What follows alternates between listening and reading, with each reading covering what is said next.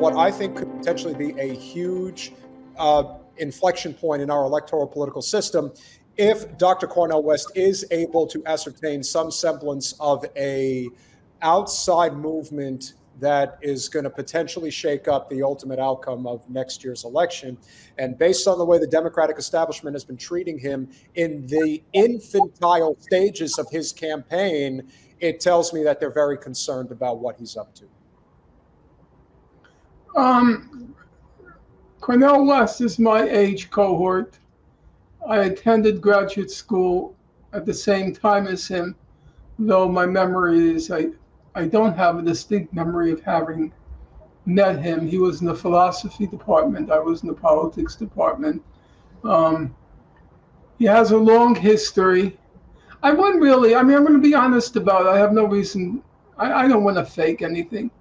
I don't think it's correct to say that he had a long history as an activist, because he belonged to a kind of jet-setting radical chic milieu.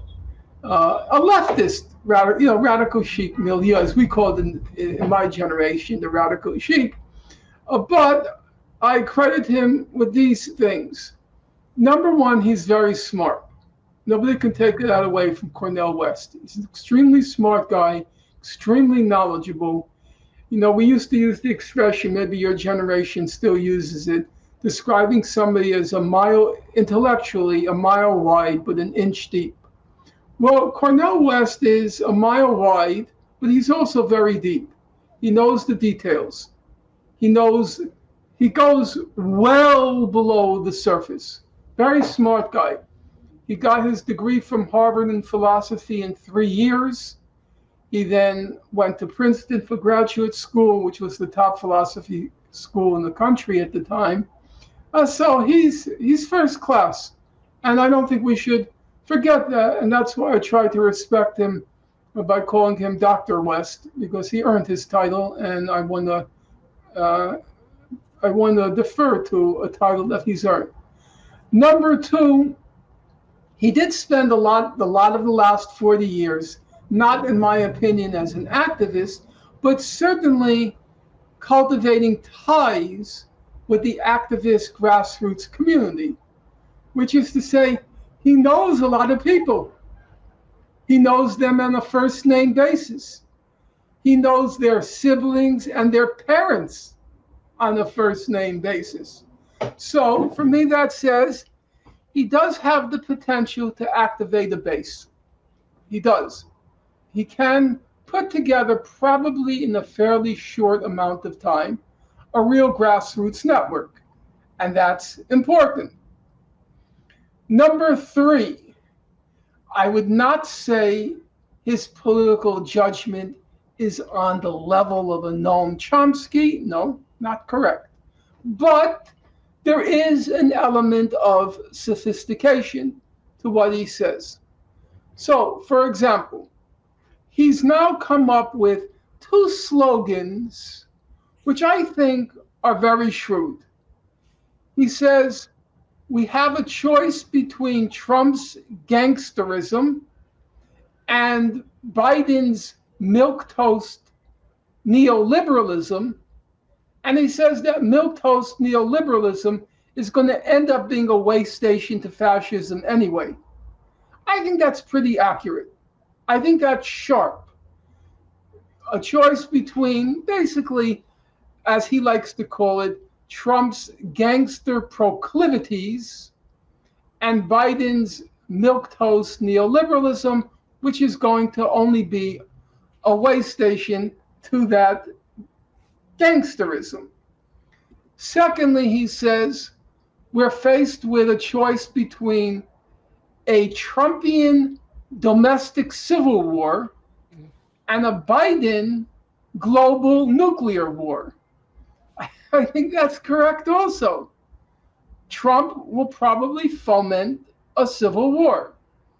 Biden is putting us on a collision course with China, which can only climax in a nuclear war.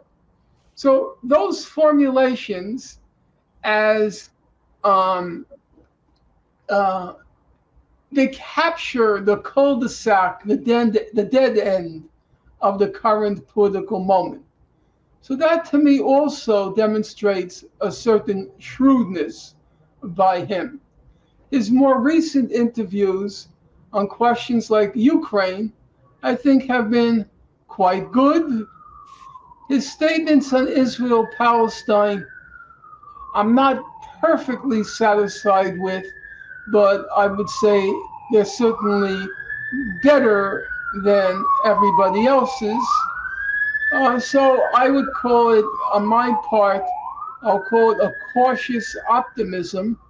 I still have to wait and see.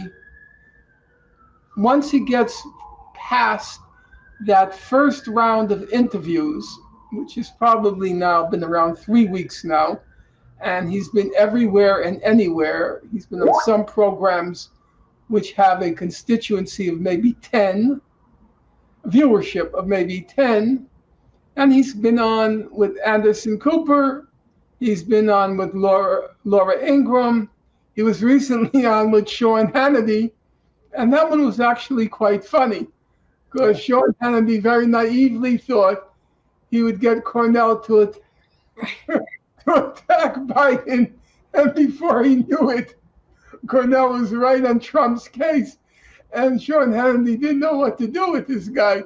So it was pretty, and of course, I love you, Sean. You're my brother. I love you. And Sean is saying, I love you, Cornel. But he doesn't. But he does not let them get away with it. He does not let them get away with it, and that is going to be very interesting to watch because normally, you know, they're able to sort of control the narrative to get the guests to say what they want them on to say, and he wasn't having any of it. And the amount of years I've been watching him. They're not going to talk him around backwards. They're not going to be able to like word salad confuse him. Because Cornel, he was a black man in white institutions. So he knows when he's being used. As he called Barama what was the, oh Christ, what's with my memory? The mascot of Wall Street, the black mascot of Wall Street. And he knows when he's being used as a black mascot, and he's not going to let them use him. Yeah. So he won't be easy in that way. He won't be manipulated. Because I would love to watch him debate Donald Trump. Well, I would love that. It would be so entertaining. You would. He's 70 years old. So for Cornel, it's like his last scene, last act, last scene. Yeah.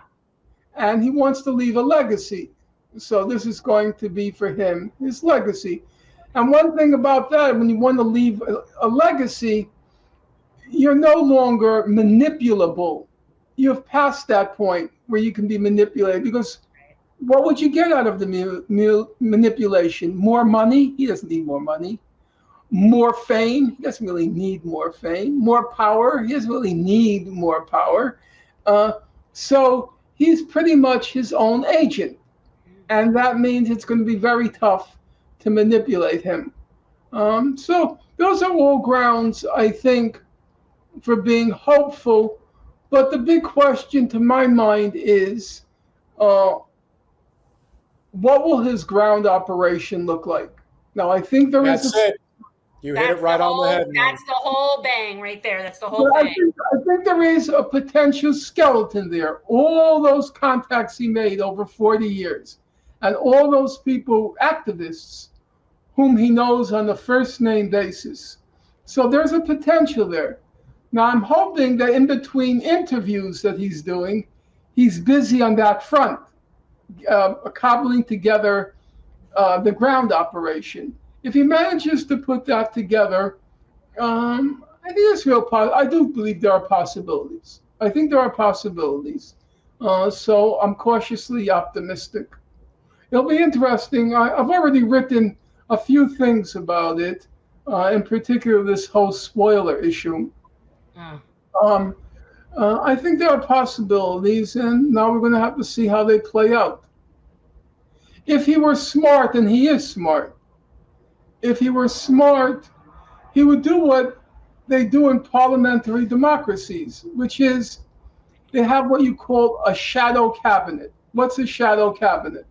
A shadow cabinet is the people who are going to occupy this position, that position, and that position if the opposition comes to power. So this is the shadow foreign minister. This is the shadow minister of health. This is the shadow minister of the economy. If he were smart, and he is, I would appoint the shadow cabinet right now. So people will see what they will get if he's elected. Now, you remember Obama, who was just a complete shyster, a crook. He made all these promises, and then immediately as he got elected, he put in his cabinet all the holdovers from the Clinton and from the Bush administration. His Secretary of Defense was Robert Gates, who was Bush's Secretary of Defense. And you knew from that moment this whole Obama thing was a complete fraud. It was a complete fake. He's a total charlatan. I think Cornel can convey a very potent message about what the future will bring if he names his cabinet now. Name the people. This is going to be the person in charge of the economy. This is going to be the person in charge of the Department of Education, the Department of Health, the Secretary of Defense. Who is he going to name the head of the CIA? You know, do it now. And that will convey a very, I think, assuming he makes the right choices, I think that will convey a real confidence in a Cornel administration, and it's not just a Barack Obama redux. We'll see. Yeah. I thought, look, before we don't have to get into it, but, I've always said Obama is the most disappointing president I've ever voted for. And for me, it was having obviously unrealistic hopes and expectations that were never really there. I think, I saw what I wanted to see, but of all the presidents I recall, he was the one I felt was the most capable of fixing some stuff. Whereas like he was an idiot. So I didn't have any expectations of him. But I really thought Obama, I was naive. What you described was exactly what the campaign intended. Yeah. If you look at Obama's memoir, he describes his campaign, and now I'm quoting him, is his phrase. He describes his campaign as a neat trick. He said, I stood for nothing. People just saw in me what they wanted to see in me. And he purposely stood for nothing. He describes himself at another point as the ultimate Rorschach test. Everybody saw what they wanted to see, which is exactly what you just said. And it was a very brazen, I think, a remarkably unself-knowing statement that he was boasting about the fact that he stood for nothing. And then once in office, he did what he was put there to do. And he did it, which is to serve his slave masters. Thanks for watching.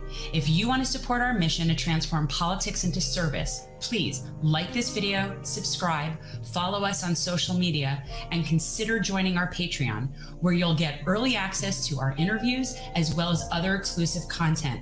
Links are in the description. Peace out.